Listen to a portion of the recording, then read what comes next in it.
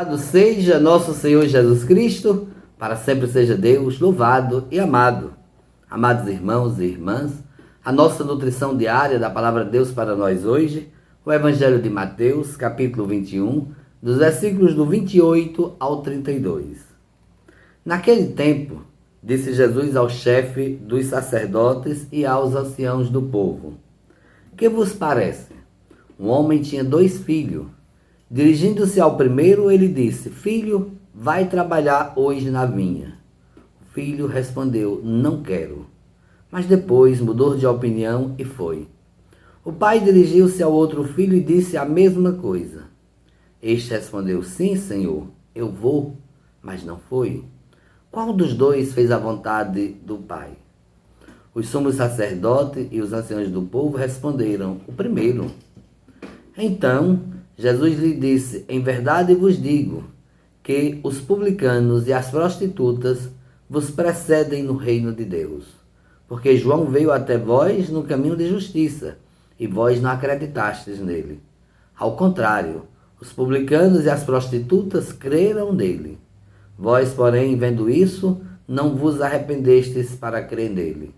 Palavra da salvação. Glória a vós, Senhor.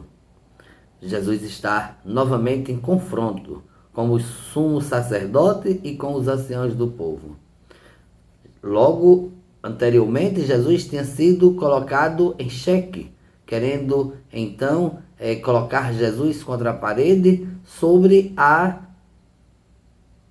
autoridade que Jesus tinha para realizar os grandes milagres, as coisas que Jesus fazia. Jesus agora devolve também para os anciãos, exatamente porque eles que deram um sim ao chamado, à missão, a qual foram escolhidos, e no entanto não obedecem, não cumprem com o chamado. É uma resposta que não tem a coerência da missão a qual foi destinado. No entanto, os publicanos, os fariseus, as prostitutas, que não foram chamados, que não deram o seu sim, até por medo, por vergonha, por serem rejeitados, serem colocados à margem, mas o processo de conversão leva que eles assumem a missão, o compromisso do reino de Deus. Jesus coloca essa parábola bem interessante também, porque apresenta também que o processo de seguimento de Jesus, para seguir Jesus, tem todo um processo. Às vezes, nós não compreendemos o chamado e dizemos não. Quantas vezes nós dizemos não por medo, por insegurança, ou muitas vezes por se achar incapaz da missão. Mas à medida que nosso coração vai se convertendo, que nós vamos fazendo a experiência, logo também mudamos de ideia. Mudamos a nossa postura e aí logo também passamos a realizar aquilo que primeiramente que Deus tinha nos chamado para a missão.